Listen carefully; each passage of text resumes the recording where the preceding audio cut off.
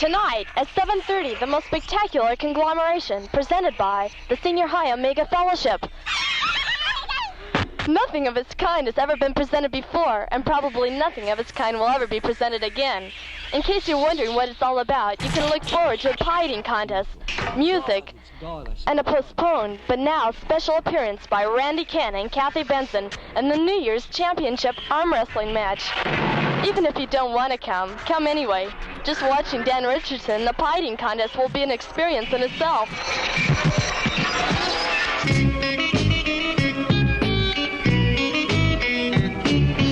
Maybe you've been wondering why we haven't been doing any Banshee Belches.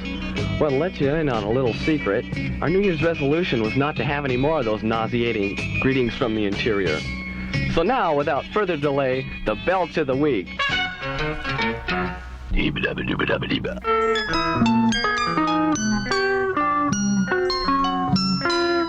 And now, another quality announcement by the cooperative forces of Omega Productions.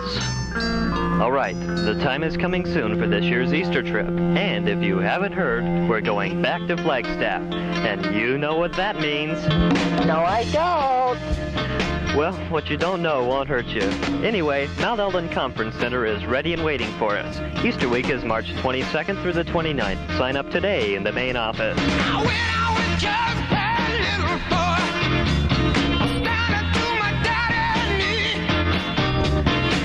The cost should be about $30 audio walla. Sounds expensive, doesn't it?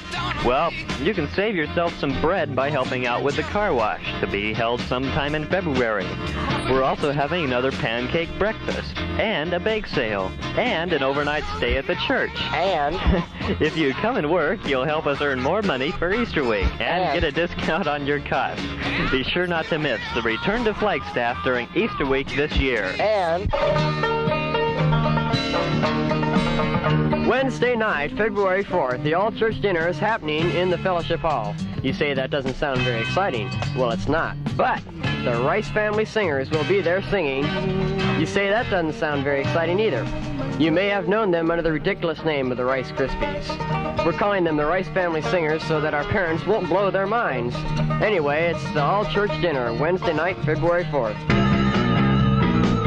February 1st, that's 304 hours from now, or 3 weeks, for those of you who count.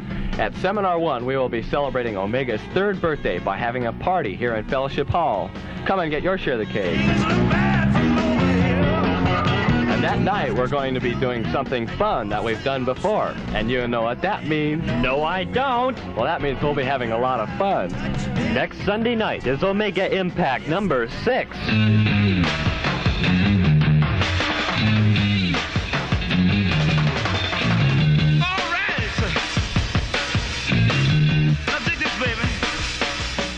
The Salt Company, direct from Hollywood, is, or are, our featured guests at the hour of 7:30 next Sunday night, January 25th. Their music may not be quite like that of Jimi Hendrix, but we think you'll be surprised. Now's the time to bring all those friends you've been meaning to invite to Impact. That's next Sunday night, Impact, with the Salt Company.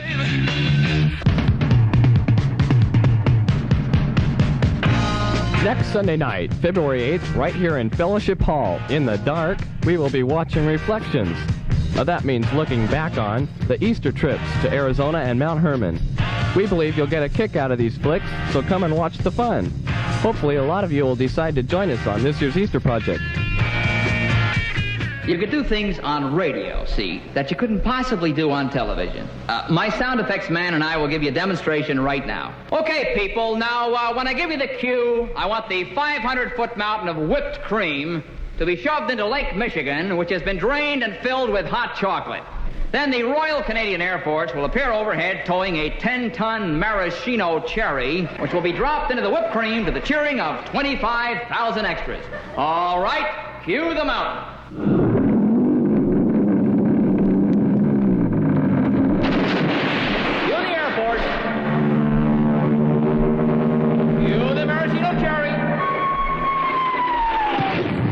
Okay, 25,000 cheering extras. Now, you want to try that on television?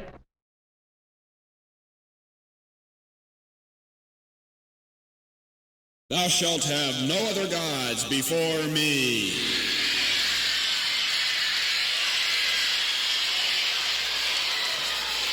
Ladies and gentlemen, it's all about to happen. Let's hear it for the fantastic Rolling Stones. Oh, there, Billy Wallman.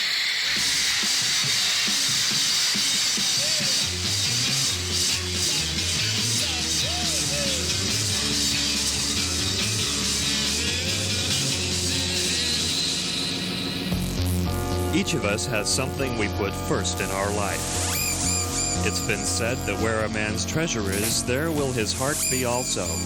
What do you put first in your life? Listen closely to the following, and maybe you'll be able to see yourself as you really are. Some people worship cars.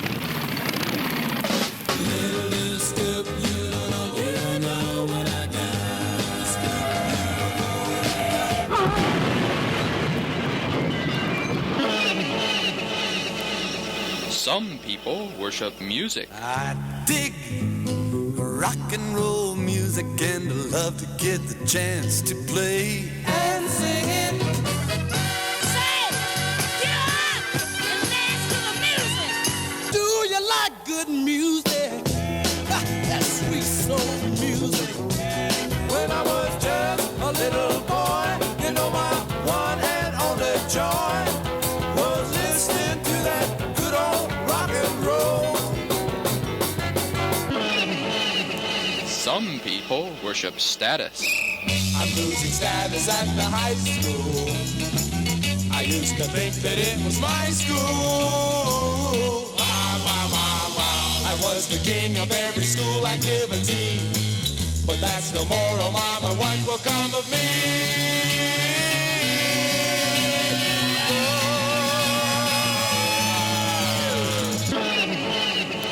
Some people worship money. The best things in life are free, but you can give them to the birds and bees. I want some money. Oh yeah, whole lot of money.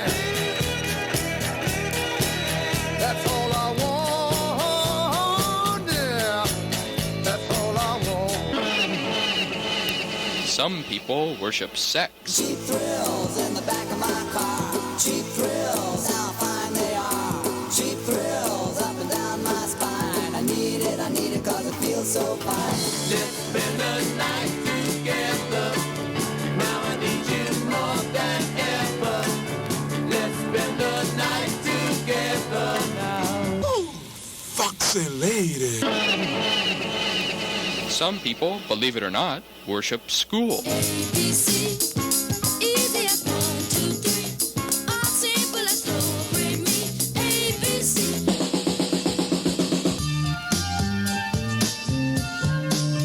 You ask us why we worship these things. We cannot answer you, Father. For even though we made the world what it is today, we can only look at it despairingly and ask why. You have called us to be your people, to serve you in our thoughts, our words, and our actions. We have tried to be faithful and obedient, but we keep slipping back to the world which we give most of our time and thought to. We're kidding ourselves with our never-ending quest for personal gain and material wealth, which is the very core of the problem that is destroying us. That's not where it's at. That isn't where our mind should be.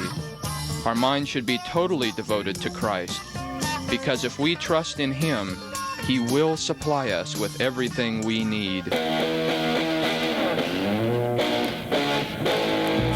Where is your head at right now?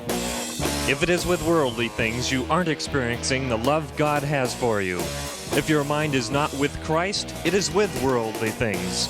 And what does the world have to offer?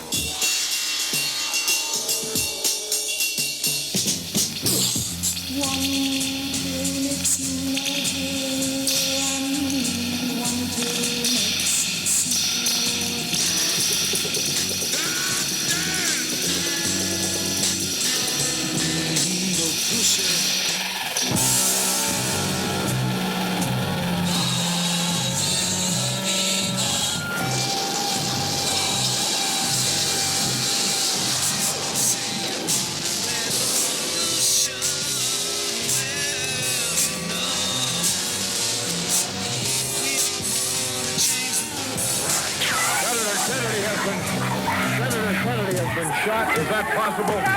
Oh, my God.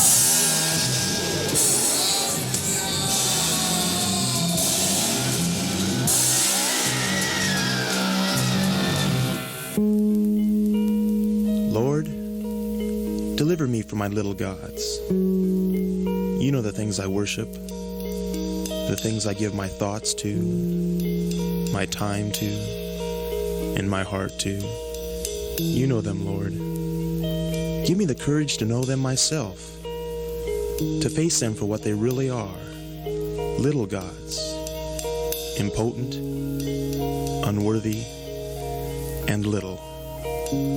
But I make gods of them by putting them first. I let things become too important, too dominating. I get so wrapped up in even good things that I forget from where my very life comes.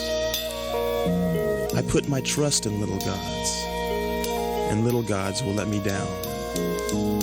There is no peace, no strength, and no redemption in little gods. Deliver me, Lord. No, that is too painless. Tear me away from my little gods. It has to be a searing, hurting severance. Tear me away.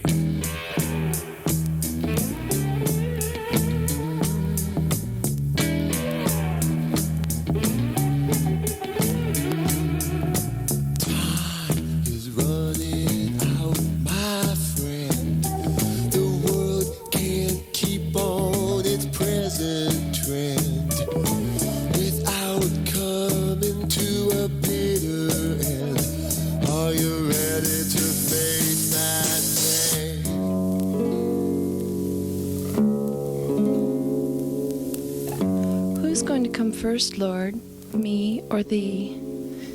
Thee sounds better, but you know how it really works out. Pray, as long as the time and the topic are of my own choosing, as long as I do all the talking and you don't say anything that disturbs me.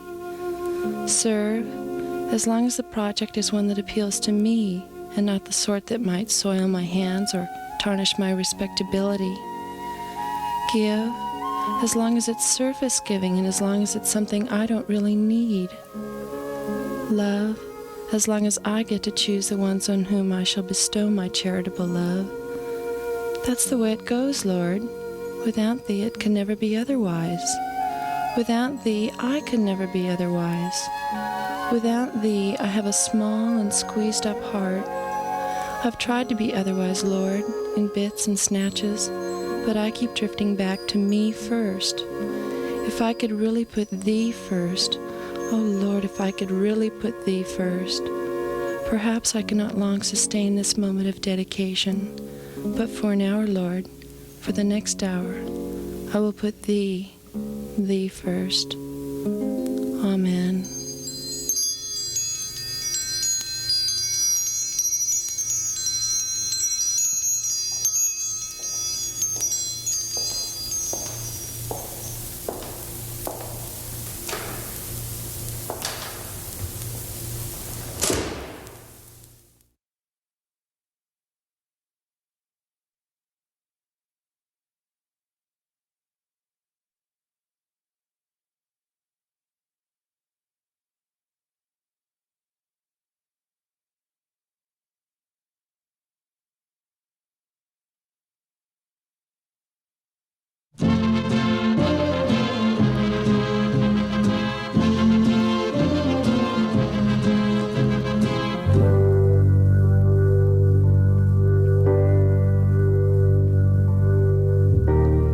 And now, after many moons of no rock and roll on Sunday mornings, dull, dreary announcements, the great announcement tape returns.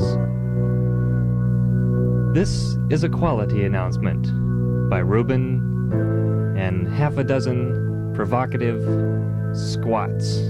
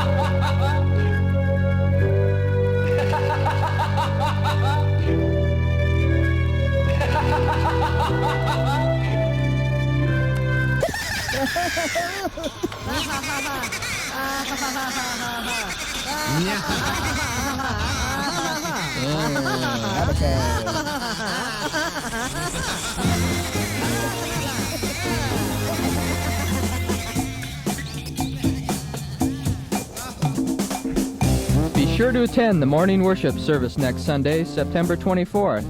Dr. Louis Evans Sr. will be preaching and kicking off Seminar by the Sea. He'll also be sharing with us in the high school and college fellowships that evening. Then, starting Monday morning and continuing through Thursday, be at church at 7 a.m. Bring 50 cents and your munching mandibles to join us in our funky feast of marvelous mountains of mealy Melba toast and magnificent mugs of mucky maggot mush, known to some as a continental breakfast. After digesting your groovy goodies, Dr. Evans will be teaching on life after death. You know, what happens when you die, where you go, things like that. So, if you want to learn more about it, come starting Monday the 25th. There will be a special youth table for those who show up on time, and Dr. Evans will finish in time for you to get to school. That's Seminar by the Sea.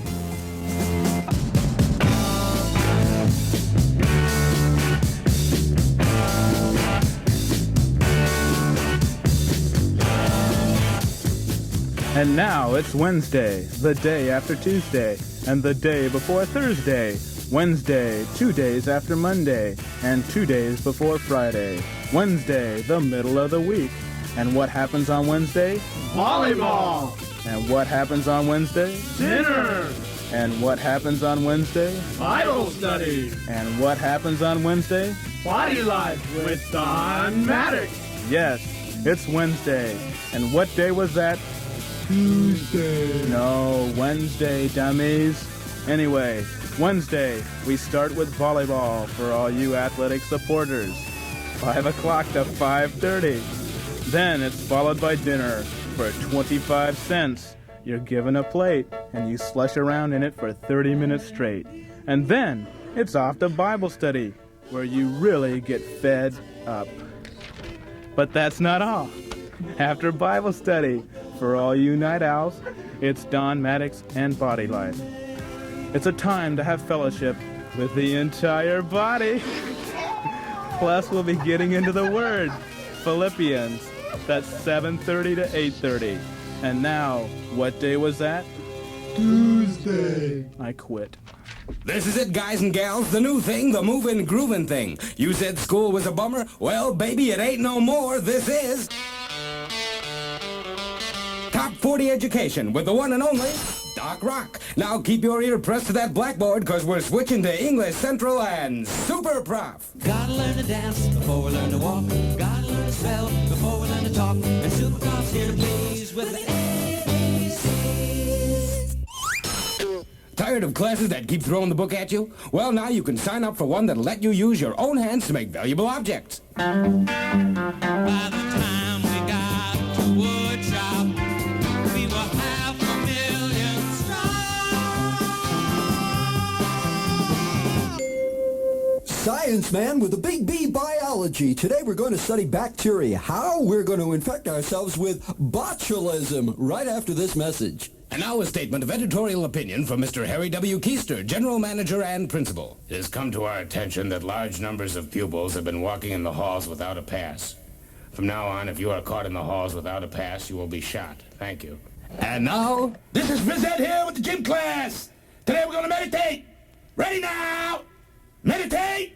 1, 2, 3, 4. 1, 2, 3, 4. Come on, everybody meditate here. 1, 2, you there!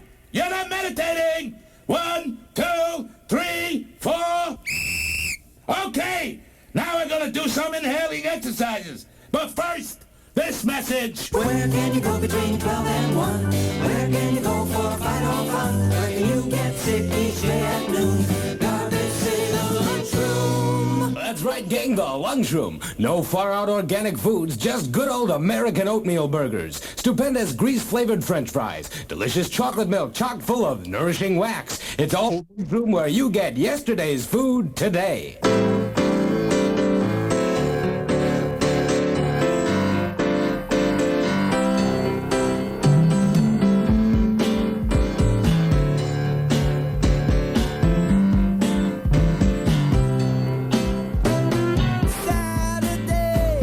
Saturday, that was yesterday, the luau.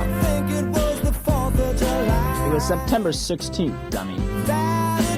It was a great day, and if you missed it, you blew it.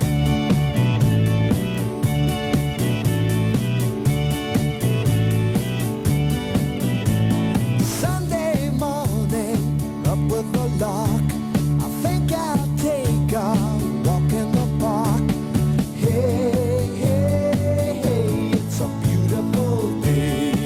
Tonight, at 7:30 in Fellowship Hall, there's a Festival of Joy. What's a Festival of Joy? First, we have a brand new Mass Productions tape, Jesus the Revolutionary Part 1. Then we'll have a show and tell. Sharing. Also, singing with a trio in Icthus. So, once again, if you want to experience real joy, come to Fellowship Hall at 7:30 tonight. Can't you get somebody in there we're going to read?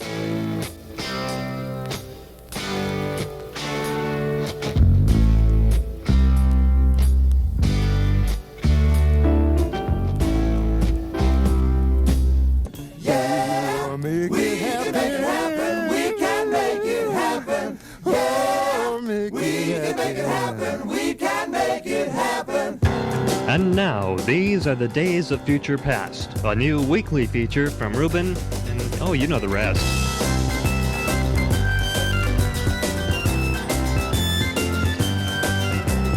Monday, October 9th, Lincoln gives Gettysburg Address, 431 Pine Street.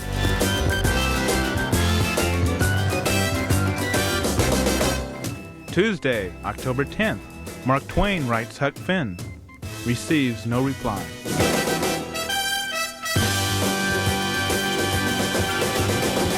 Wednesday, October 11th, General George Custer opens roadside stand at Little Bighorn.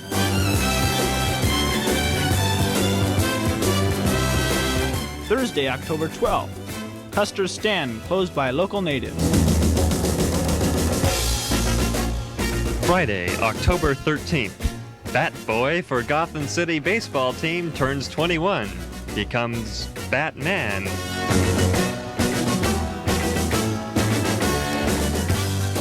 Saturday, October 14th. Teddy Roosevelt buys three-legged horses. Organizes the Rough Riders. Bible. All right. Bible. Take.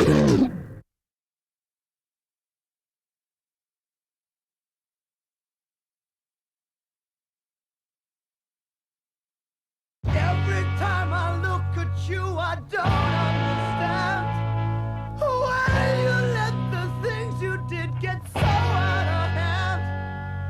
You'd have managed better if you'd had it planned.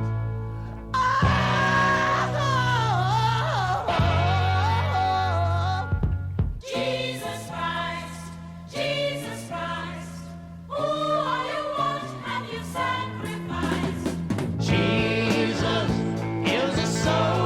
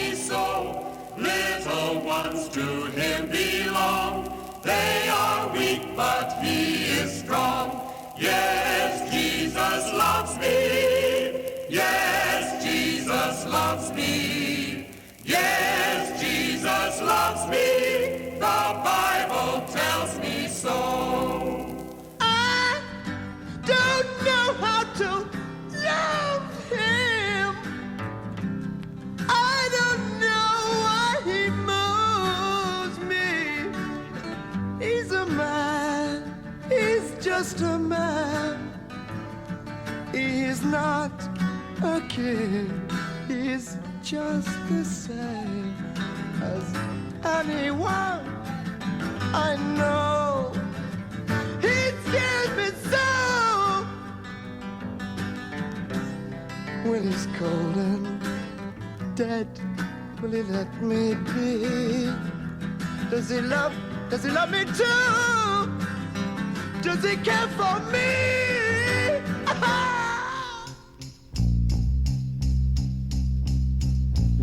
If you and I were to go back in time, say we just happened back into Jerusalem, and we went up to one of the disciples and said, "Hey, where can we find Jesus?" I guess the disciples would say, "Okay, let's go. We'll take you where he's at." And we'd probably say, "Hey, where are we going?" And they'd probably say to us, "Well, we're going to find the prostitute, the drug addict, the bum, the wife basher, the guy that's drowning himself in his own affluence. We're going to find all these people who are screwing themselves up so badly. In fact, we're going to search right throughout Jerusalem tonight until we find where hell is happening itself. And right in the middle of it, we'll find Jesus." We'd probably kind of stand there a bit shocked and say, "Wow, you're kidding. I sure wouldn't expect to see him with those kind of people. A friend of publicans and sinners." Won't you look down upon me, Jesus?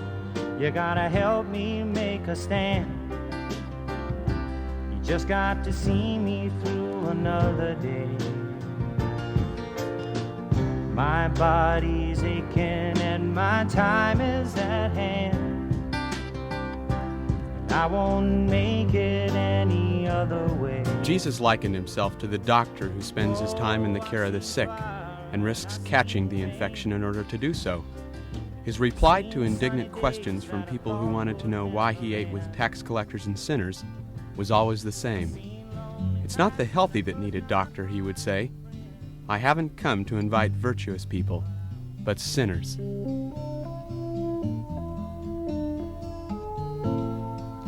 I heard the voice of Jesus say, "Come unto me and rest. Lay down thy weary one, lay down. Lay thy head on my breast. I went to Jesus as I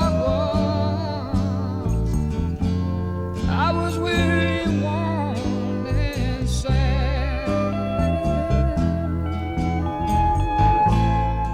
I found in him a resting place, and he has made me glad. In today's society, there is a lot of mass communication, but very little communication between people. One of the fantastic things about Christ is that he communicates to individuals. Even when he was speaking to a crowd, he was speaking to the individual. He was continually being confronted with trick questions by the religious leaders who were trying to find fault with him. But he could look them right in the eye and see straight through them. I know you deceived me, now here's a surprise. I know that you have, 'cause there's magic in my eyes. I can see for miles and miles and miles and miles and miles. Oh yeah. If you think that I don't know about the little tricks you play, and never see you when deliberately you put things in my way. Well, here's a poke at you, you're gonna choke on it too, you're gonna lose that smile, because all the while I could see for miles and miles, I could see for miles and miles, I could see for miles and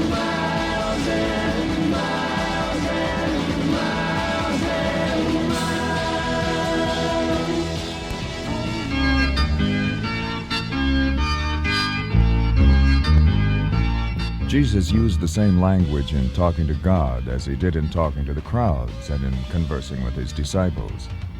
The Jesus who talked in the common language of the day is a far cry from the Jesus who speaks to us in Jacobean English and medieval liturgies and in Victorian hymns and prayers. Jesus was always coming up with thought patterns and word forms that were particularly contemporary, very unlike many of the people who represent him today. A lot of ministers just seem to rave away in phrases and words they've used for the past 10 or 15 years, and that really bothers me. I don't know. It seems we're kind of scratching where nobody's itching. Father Mackenzie, writing the words of a sermon that no one will hear. No one comes near, look at him working, running his socks in the night when there's nobody there. What does he care for all the lonely people? Where do they all come from? All the lonely people, where do they all belong? Jesus was the kind of revolutionary, who could say of himself, "He that is near me is near the fire. He that is near me is near the sword." I suppose he was God's great protester. He was very dissimilar from this gentle Jesus kind of thing that we unfortunately see stuck up in some of our churches. It's important to remember that Jesus was a Jew, not a white Anglo-Saxon Protestant. Most of the pictures we see of him make him look like a religious weakling, a soft, sissy kind of emaciated creature who seems to ask for our pity rather than demand our devotion. He wasn't a weakling physically. He was a carpenter, and a carpenter in those days couldn't just go out and order his lumber wholesale. He had to go out into the forest, find a tree, chop it down, and bring it home himself. Surely this was no weak, affected religionist who walked the shores of Galilee and called to rough fishermen, "Follow me." His very manner carried authority and purpose, and they left their nets to follow this commander of men. He had long hair because that was the fashion of the day. He wore peasant's clothes because he was a commoner from Nazareth. He was the kind of young revolutionary that people either swore by or swore at.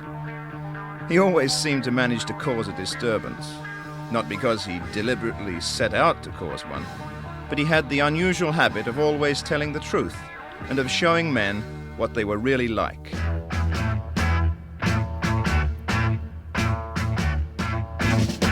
Our world has witnessed many a revolution, but none as effective as the one that divided history into BC and AD. I think it was Napoleon who once said, "Jesus was greater than I, greater than Alexander, and every other conqueror, because Jesus had won and achieved what he achieved through love, where we have to achieve it through force of arms." Revolutionary to begin with a cross and sway the whole world through suffering love. Jesus was and is unique because he only ministers in love to people. When there's no love left to cling to, when there's no love left to lose, when there's no love left in Jesus, who can stand alone? I suppose you could say one of the most impressive things about Jesus is that he puts himself out for people. It's not just a big put-on, the superstar kick. He wasn't interested in a big fuss. Showtime Spectacular comes to Jerusalem with the Hallelujah chorus in the background and people patting him on the back and calling him blessed. That just wasn't his bag. He was far happier and more at home, speaking to individuals or groups of people, real people, people with needs, with hurt, with anybody, whether it was a little child or uptight fathers.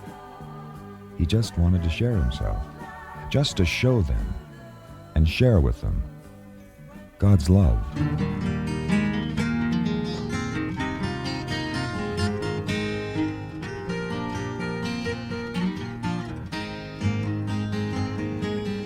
Love, love,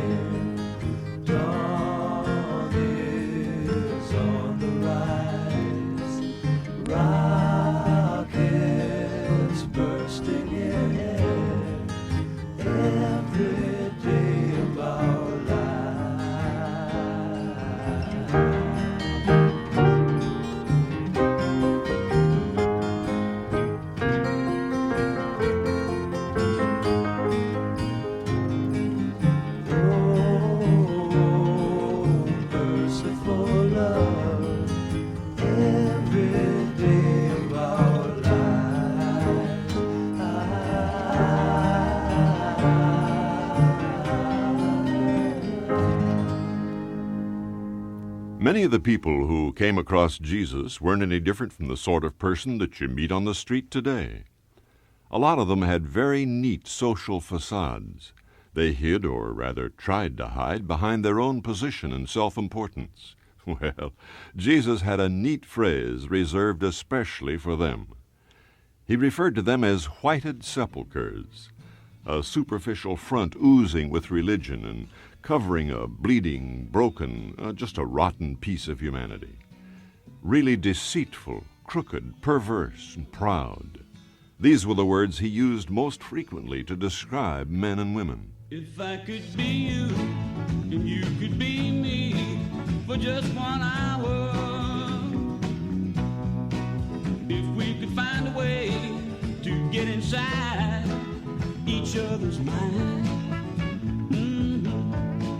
If you could see you through my eyes instead of your ego, I believe you'd be surprised to see that you've been blind. Walk a mile in my shoes. Walk a mile in my shoes. Hey, before you abuse, criticize and accuse. Walk a mile in my shoes. The same sort of situation can be seen today. The usual pathetic shallowness exists just about everywhere. You know what I mean. The person who is proud of not being proud.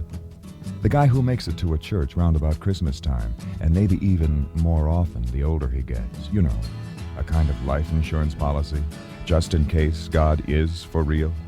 It's a hell of a time to be thinking about heaven. Didn't you forget the golden rule? You've been acting like Jesus owes you a favor, but he's a little smart for you to fool.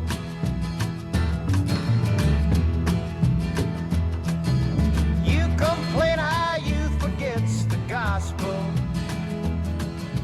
You remind them, seek and you shall find. Maybe youth will have time for seeking after they clean up what you left behind. 'Cause it's a hell of a time to be thinking about heaven. Didn't you forget the golden rule? You've been acting like Jesus owes you a favor, but he's a little smart for you to fool. You were right there when the plate was passed last Sunday. That's the second time you've been to church all year. Could you really call yourself a Christian if charity cost half as much as beer? Hey!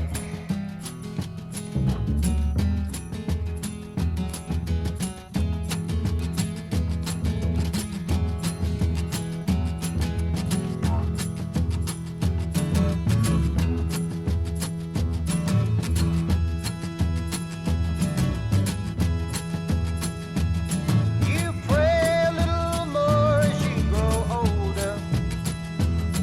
You get religion as your hair turns gray. But you don't need to worry about hereafter. Just worry what you're gonna do today. 'Cause it's a hell of a time to be thinking about heaven. Didn't you forget the golden rule? You've been acting like Jesus owes you a favor, but he's a little smart for you to fool. Yes, my friend, I think you've blown your cool. Jesus was, and continues to be, uninhibited in exposing corruption and hypocrisy. In fact, he was kind of a specialist at that. You'll remember these filthy rich gentlemen who were making a big show about how much money they were tossing to the churches. A lot of this money was used in helping orphans and widows, people in real need. Well, Jesus noticed a woman, a poor widow, just surreptitiously ease up to the whatever they were putting the money in, and very embarrassed-like threw in a couple of cents, which is almost laughable. You know, why bother? And yet Jesus commented to his followers that she had given more than the rest put together because she was totally unselfish. She'd given everything she had. Jesus is not satisfied with anything less. With him, it's all or nothing. There's no half measures. The full measure of your giving, you don't yet understand. A cup full of living that you hold in your hand. The full weight of your loving makes me lighter than air. The most popular excuse for writing Christianity off as a bad scene is that there are, well, too many hypocrites in the church. Well, the situation wasn't all that different in Jesus' day. In fact, most of the time he spent in the temple, he spent in rebuking the people. Now, some people think that the church today is like a museum, and unfortunately, some of them equate the church with Christianity, a sterile, fossilized, total hang-up. Who walked me down to church when I'm 60 years of age? When the ragged dog they gave me has been 10 years in the grave. And señorita, play guitar, play it just for you. My rosary has broken and my beads have all slipped through. You know, I really resent that word religion. There's a connotation like putting on the straitjacket of do's and don'ts. The incredible thing about Jesus was that he had this tremendous liberty. No matter where he was, amongst the younger generation or the oldies, he didn't conform to the rules and regulations of organized religion of his day. He was just who he was. He was it. Jesus is Christianity, and Jesus is liberated. It's unfortunate, but we don't seem to see much of that kind of liberty in what we call religion today. Freedom, keep walking, keep on your toes and don't stop talking about freedom. You get going, lots to be learning, lots to be knowing about people. You gotta reach them, see them right down, then you gotta teach them about freedom. You gotta win it, gotta put yourself smack dab in it.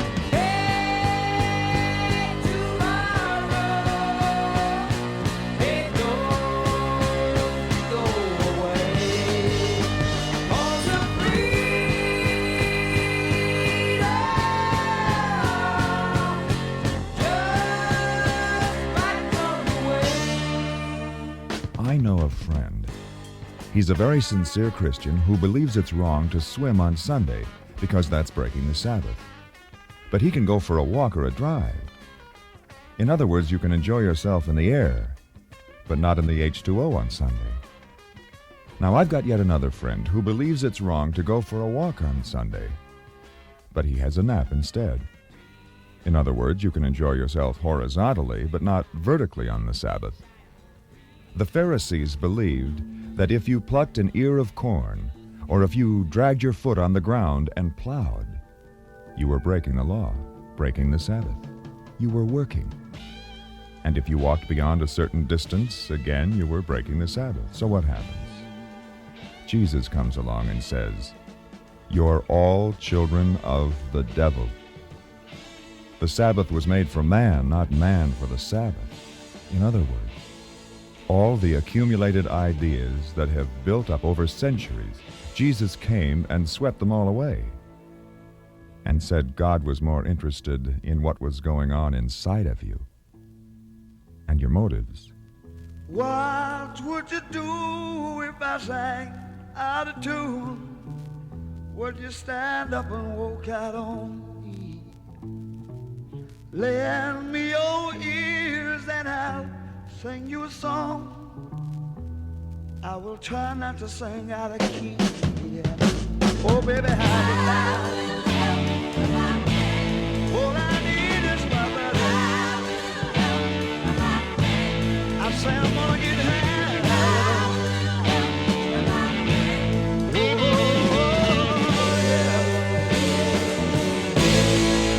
You have to remember that Judea was an occupied country when Jesus came.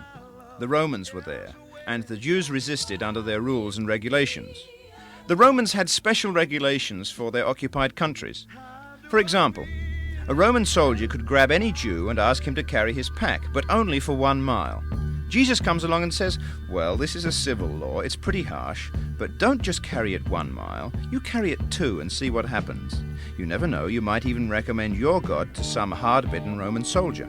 And if someone belts you over one cheek, then turn the other. And if someone does something against you, forgive him, then again and again and so on. This was being revolutionary. It takes a person with real moral strength, a real revolutionary, to love a person who can in no way repay you for any good you might do them. And if it's bad, don't let it get you down. You can take it. And if it hurts, don't let them see you cry. You can make it. Hold your head up, hold your head up, hold your head up, hold your head high. Hold your head up, hold your head up, hold your head up, hold your head high.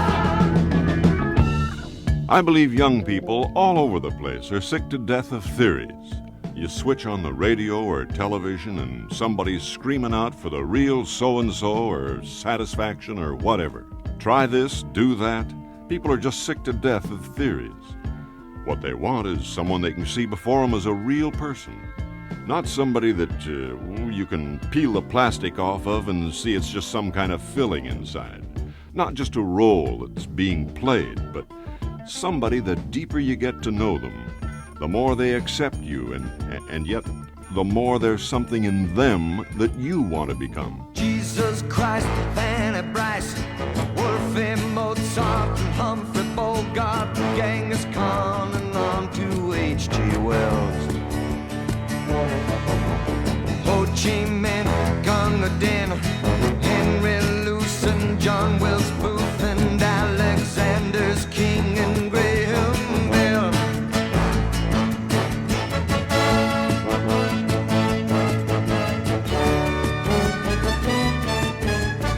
And of all the figures in history, I just can't find anyone who comes anywhere near that person we call the Christ. Rama Krishna, Mama Wisla, Patrice, Lamama, Russ Columbo, Carl and Chico, Marx, Albert Camus, E.A. Poe, Henri Rousseau, Charles Malcolm and Carol Chessman, Alan Freed and Buster Keaton too.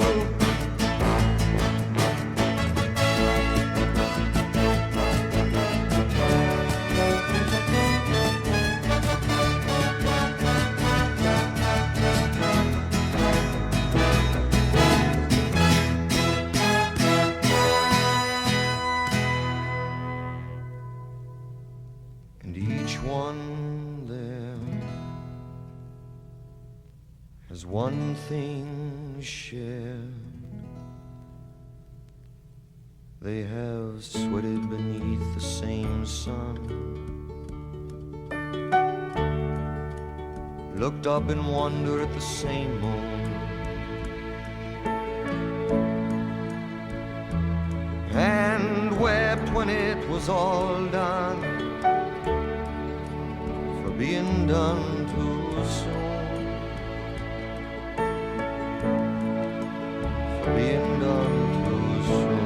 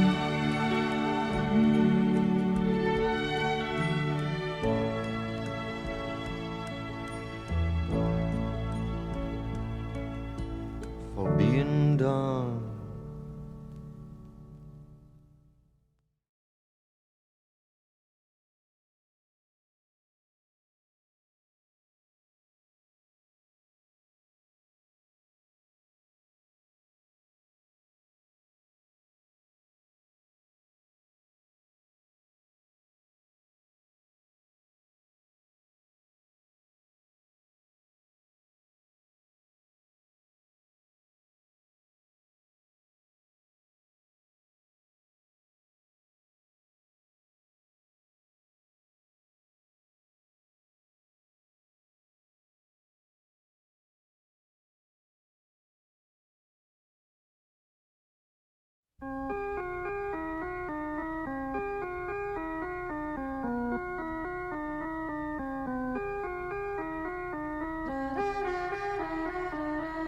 is a man who was born in an obscure village, the child of a peasant woman. He grew up in another obscure village. He worked in a carpenter shop until he was 30, and then for 3 years he was an itinerant preacher. He never wrote a book. He never held an office. He never owned a home. He never had a family, never went to college. He never put his foot inside a big city. He never traveled more than 200 miles from the place where he was born. He never did one of the things that usually accompany greatness. He had no credentials but himself.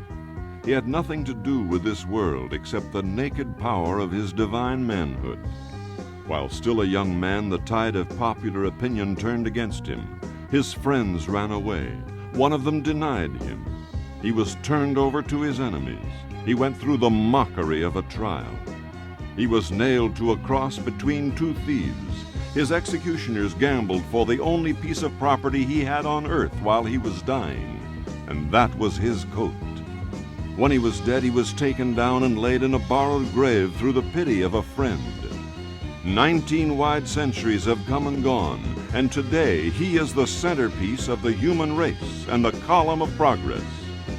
I am far within the mark when I say that all the armies that ever marched, and all the navies that were ever built, and all the parliaments that ever sat, and all the kings that ever reigned put together, have not affected the life of man on this earth as powerfully as has that one solitary life.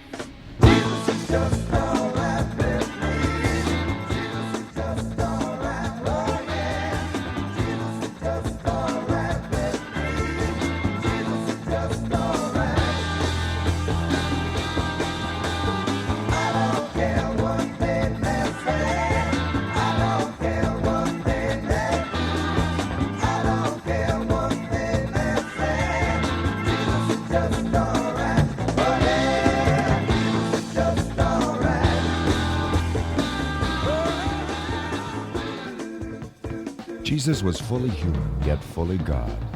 Someone has said that Jesus is God in a language that man can understand. But apparently man did not understand.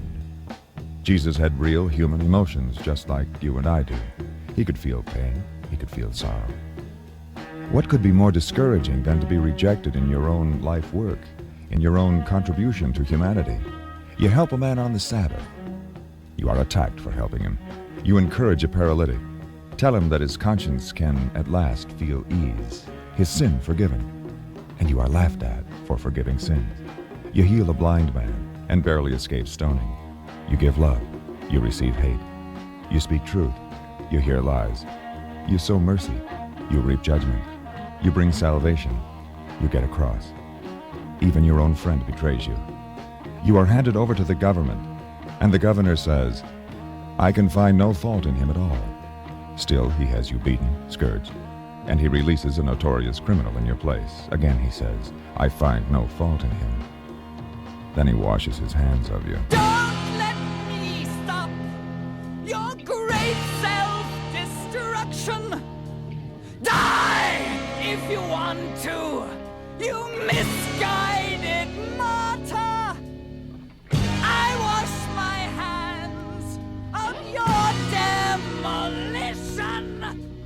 Die if you want to, you innocent puppet.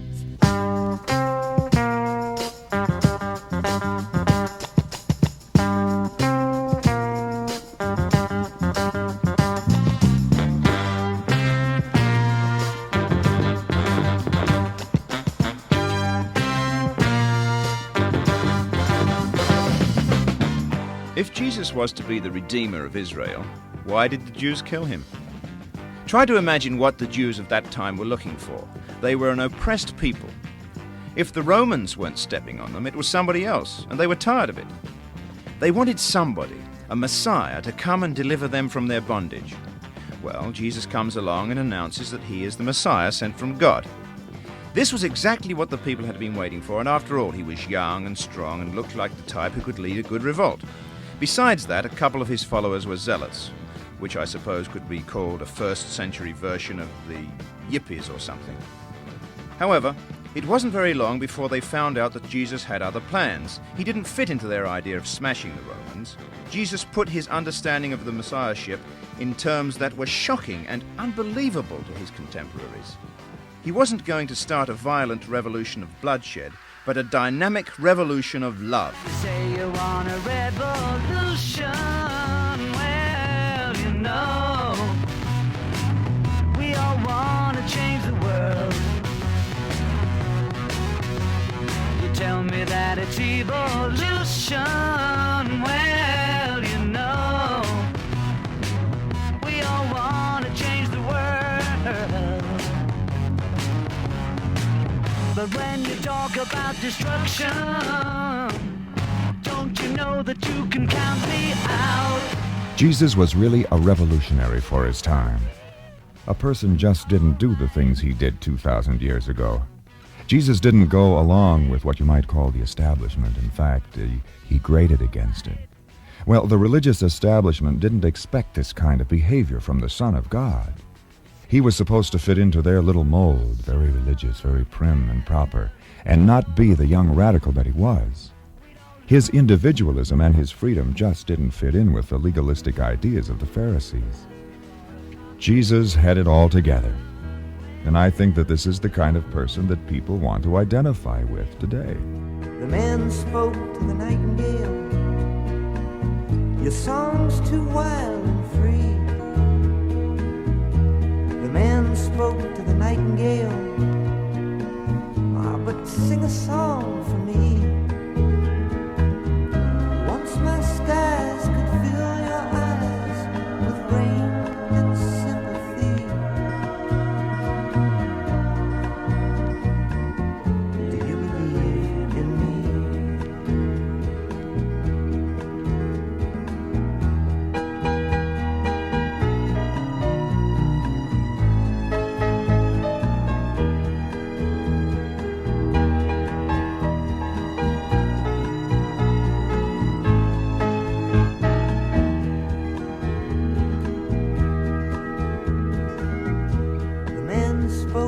whitest dove, how can I gain release? The man then killed the whitest dove and justly kept the peace. For I must cry and surely die to keep people free.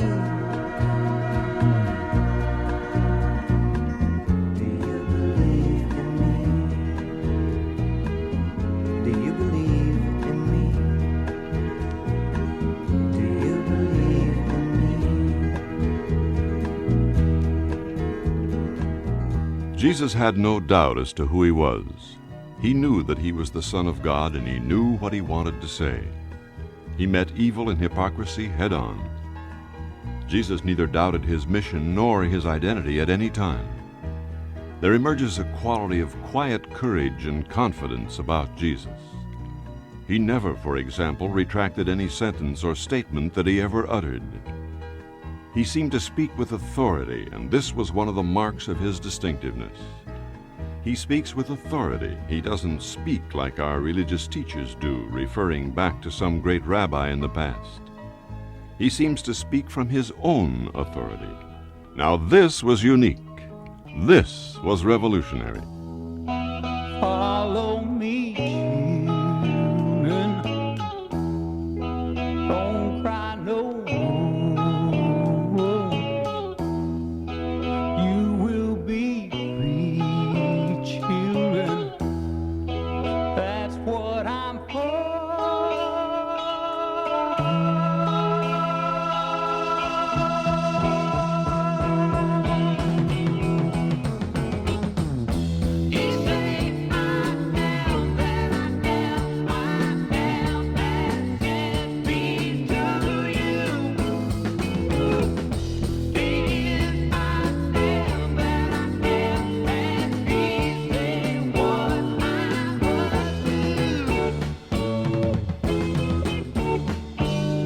I believe Christ was powerful because when he acted with an incredible I suppose you can call it a cool deliberation, whether he was peeling the banana of the Pharisees and showing the real inside of them, or whether he was in the temple tossing them all out.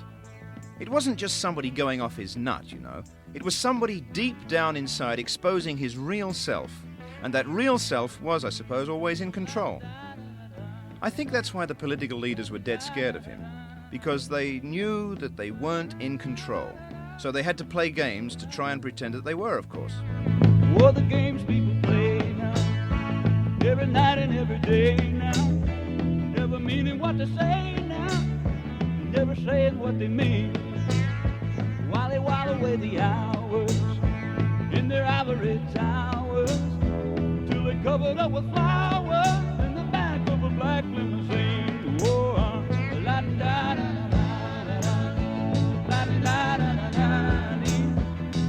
talking about you and me and the games people play now.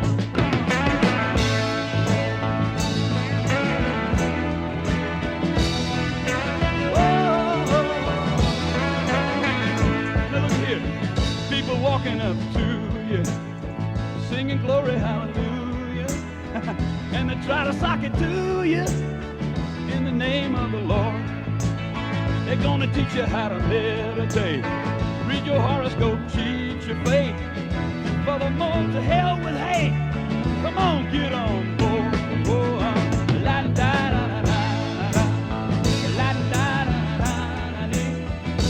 talking about you and me, the games we were playing. Now wait a minute, look around, tell me what you see. What's happening to you and me? God grant me the serenity to just remember who I am. Oh, cause you're giving up your sanity for your pride and your vanity. Turn your back on humanity. Oh, and you don't give a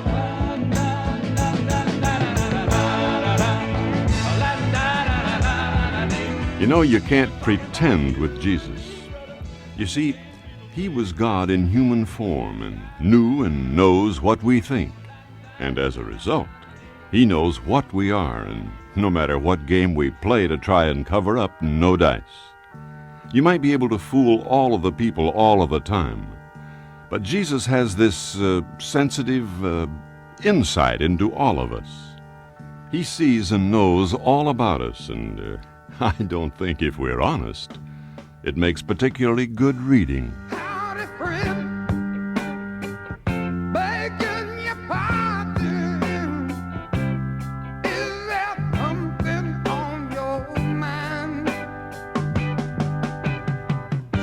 You're gonna show all your belongings. Is that something in your eye? Well, I know you really never liked the way it all goes down. Go on You know, every now and then I come across people who are intelligent, healthy, beautiful people, and they aren't necessarily immersed or overwhelmed with incredible problems, but something doesn't add up. There's no direction, no real satisfaction. Not that's lasting anyway. There's some kind of a void. Life just seems to lack purpose. There's all kinds of people who try to look like they're happy and don't have any problems, but inside, they're a mess. Everywhere you look, everybody is trying so hard with neat artificial smiles to play Johnny Wonderboy. You can tell your friends you're happy, but in your soul, you know you're only fooling yourself. You've tried it all now, brother, and I'm sure you know there's only one way left to go,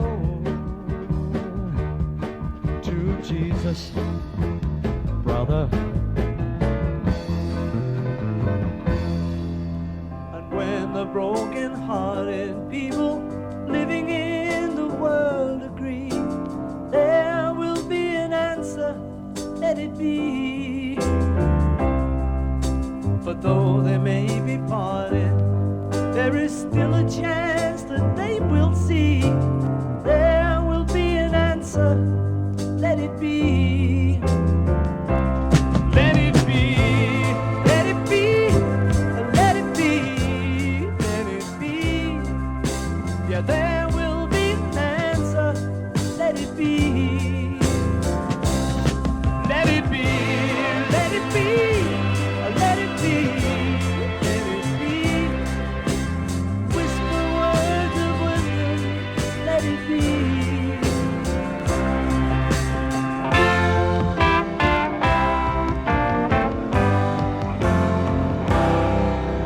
What distinguished Jesus from everybody else was grace.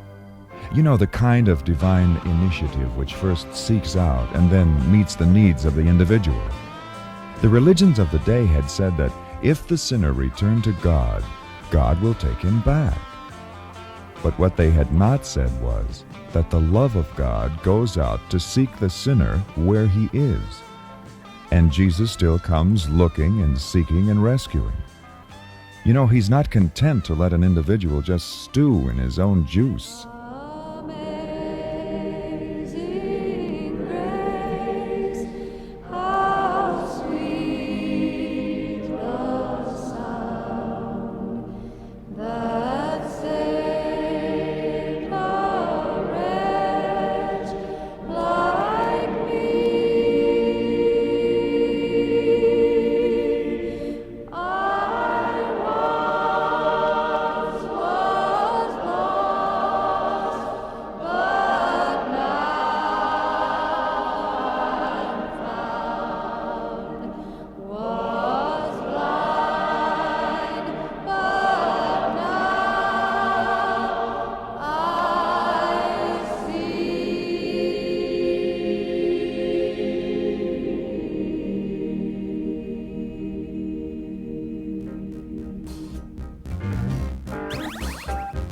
The fact that the Christian faith is old often throws a lot of people, but Christianity is Christ himself.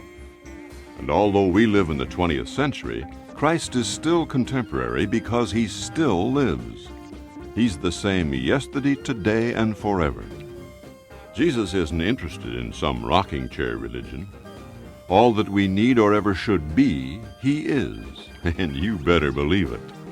But he wants us to share all of what he is, in and through all of what we are. And that's what makes Jesus so relevant. All the world may change, but basically man and his problems remain the same. And Jesus continues to meet all of our needs. Hit God on my wall, Lord on my knee, leading me on, to the woman she danced for the sun. God on my day, Lord of my night, I seek for the way, taking me home.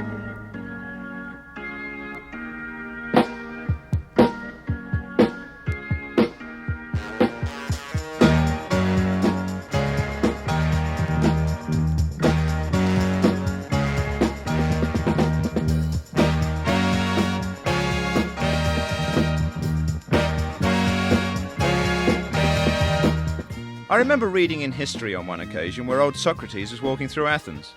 And as he happened along, he came to this kind of narrow passageway between some buildings. And he saw this bright young intellectual coming towards him. And Socrates stuck his cane out and blocked the young man's way.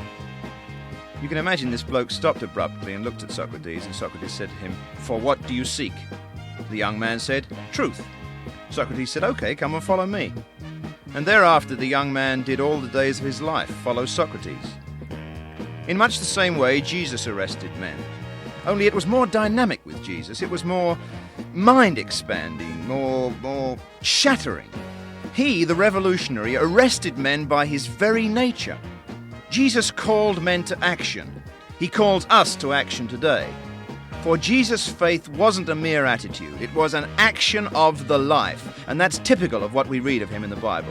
He called men to action. You want to be healed? Okay, get up off it and stand up. You want your hand healed? Stretch it out. Follow me. in the imperative, not just an attitude of the mind. You know, I believe this, that, and the other thing, but an action of the life. I am doing. The trouble with us is that somehow or other we've made the emotion of following him the substitute for the action. And that's bad news. That's slack. Brothers! I said brothers! Now you got yourself two good hands. And when your brother is in trouble, you gotta reach out your one hand for him. 'Cause that's what it's there for. And when your heart is in trouble, you gotta reach out your other hand. Reach it out to the man up there. 'Cause that's what he's there for. Take my hand in yours. Walk with me this day. In my heart I know I will never stray.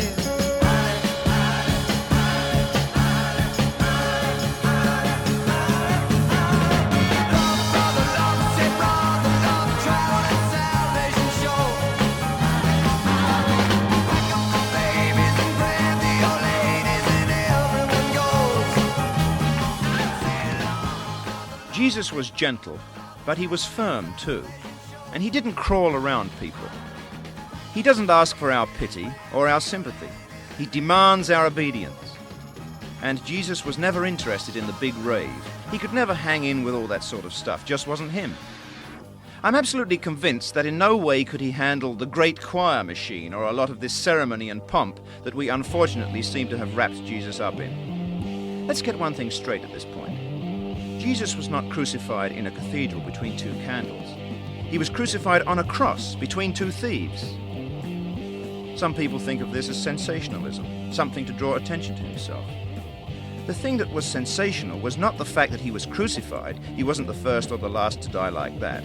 What rocked the world is that he shattered the myth that death was the end of the road. Have you ever thought about your soul? Can it be saved?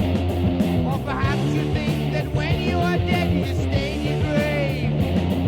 Is God just a thought within your head, or is it part of you? Is Christ just a name that you read in the book when you were in school?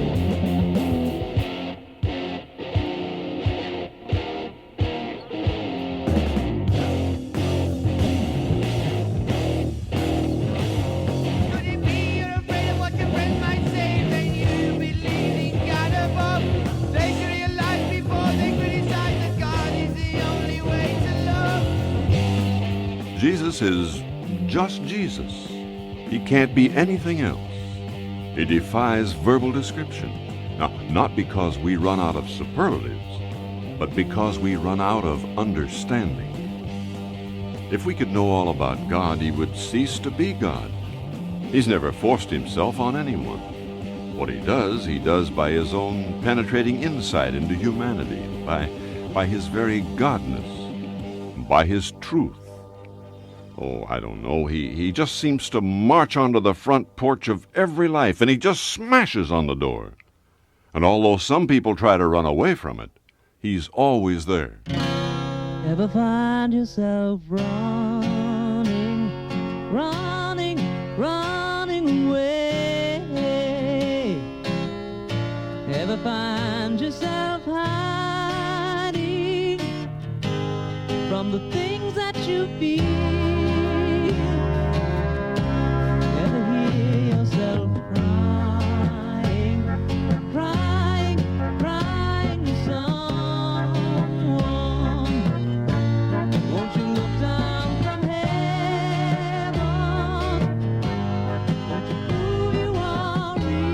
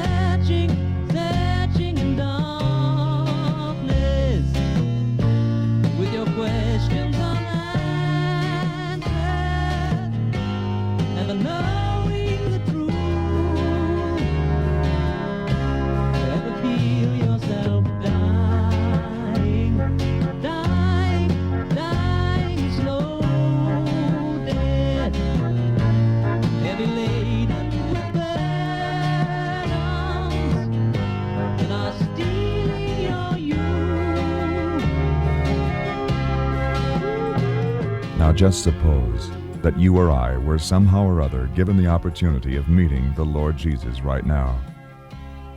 I just wonder what kind of a thing we would say, you know? I have a sneaking suspicion that we wouldn't be too vocal. Jesus isn't all that interested in a person stuffed up with his own self-importance.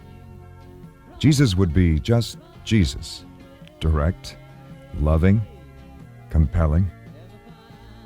He would remind us that the person who sincerely wants and seeks forgiveness is going to make it, at least as far as Jesus is concerned. In fact, they're going to find that in Jesus himself, the door of life is completely flung open. Sometimes I remember the old days when the world was filled with sorrow. You might have thought I was living, but I was all alone. In my heart the rain was falling, the wind blew, the night was calling. Come back, I'm all you've ever known. Open the door and come on in. I'm so glad to see you, my friend. You're like a rainbow coming around the bend. And when I see you happy, well, it sets my heart free. I'd like to be as good a friend to you as you are to me. I used to think it was only me, feeling alone, not feeling free, to be alive, to be a friend. Now I know we all have stormy weather, the sun shines through when we're together. I'll be your friend right through to the end. Open the door and come on in. I'm so glad to see you, my friend. You're like a rainbow coming around the bend. And when I see you happy, well, it sets my heart free. I'd like to be as good a friend to you as you are to me. Open the door and come on in. I'm so glad to see you, my friends. You're all like rainbows coming around the bend. And when I see you happy, well, it sets my heart free. I'd like to be as good a friend to you as you are to me.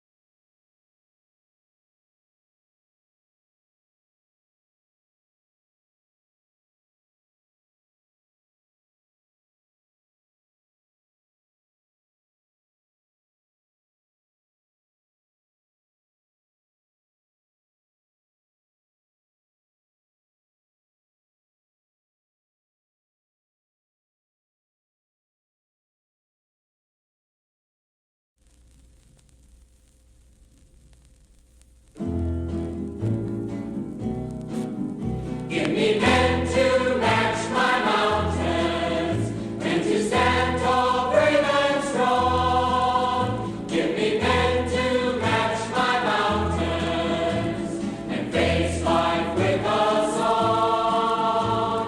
God has made this mighty land, the mountains rising high, and they are filled with lessons that He meant for you and Give me men to match my mountains, men to stand tall, brave and strong. Give me men to match my mountains and face life with a song. Mountains stand against the storm through winter, spring, and fall. And there are storms that we must face. Can't you hear God call? Give me men to match my mountains, and to stand tall, brave and strong. Give me men to match my mountains and face life with a song. Give me men to match my mountains and to stand tall, brave and strong. Give me men to match my mountains and face life with a song. And face life with a song. With a song.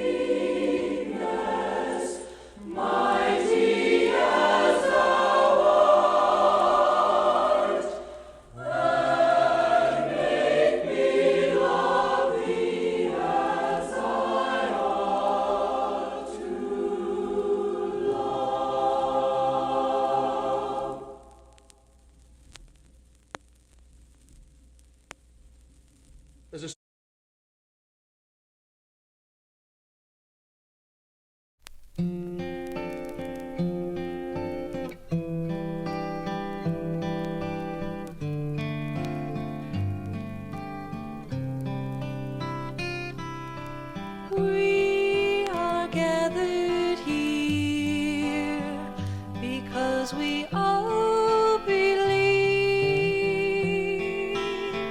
If there's a doubter in the crowd, I ask you not to leave.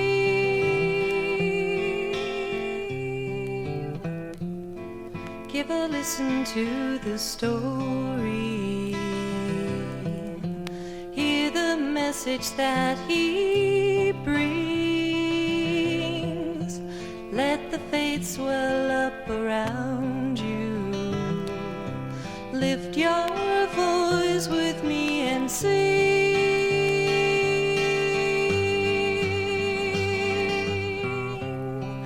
Accept him with your whole heart. Use your own two hands. With one, reach out to Jesus, but with the other,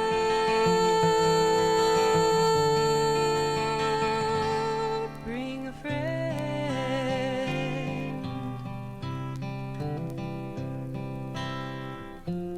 Many know him well, and others just by name. If you don't know for what he stands, you've really much to gain.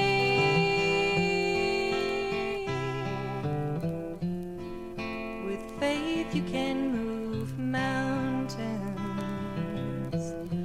These are common words but true.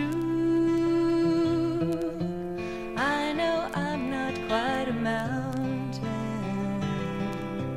but he's moved me here to you.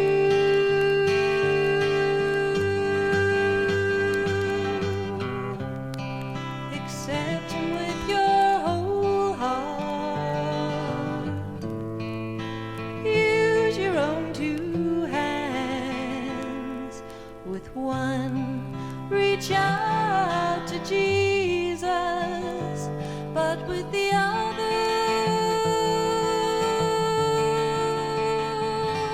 bring a friend.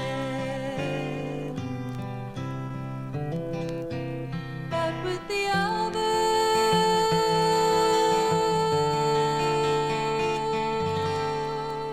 bring a friend.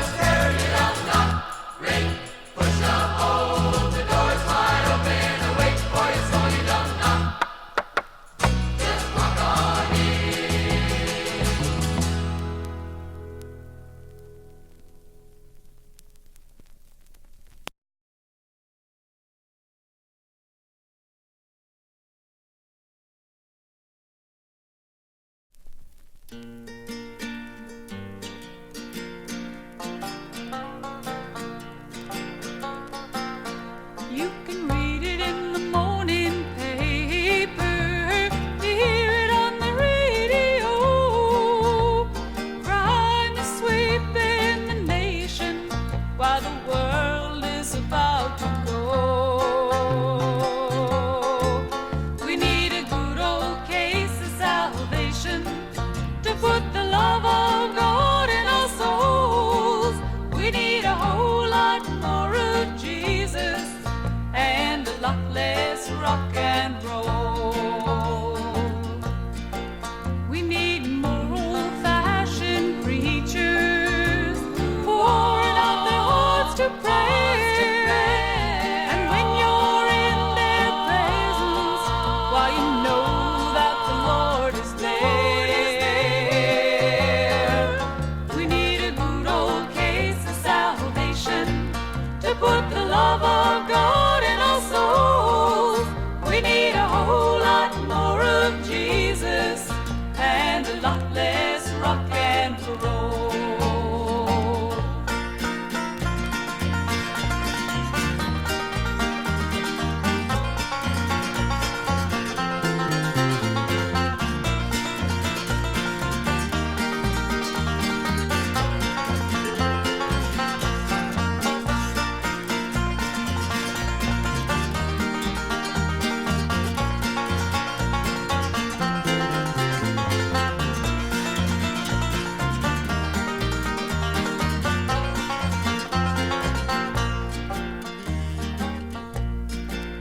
We need more old-time camp meetings and a lot more prayers of faith.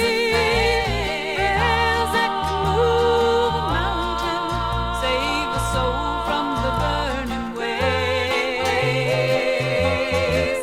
We need a nationwide revival to put the love of God in our souls. We need a whole lot more of Jesus and a lot less rock and roll. We need a whole lot more Jesus and a lot less rock and roll.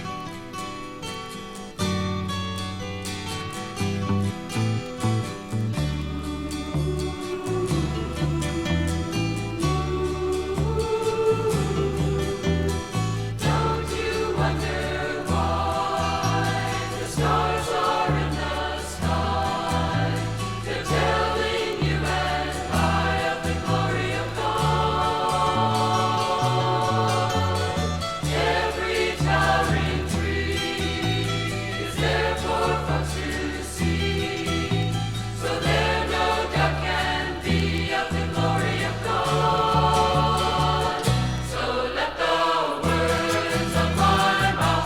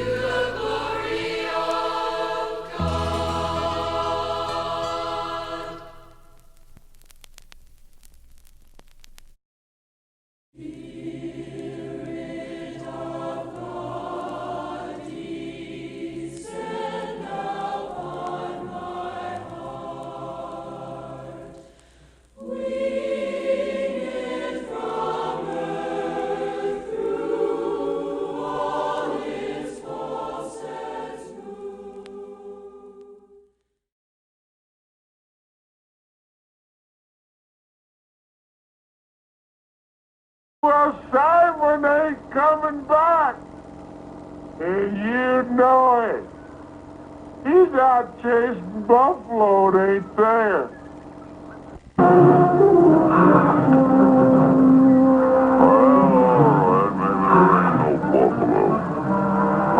Still only in their scalp hunters.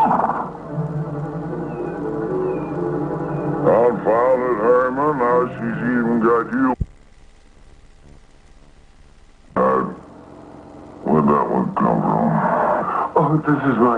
They was down there, huh? That mother of yours. Ain't there nothing she can do? She's something.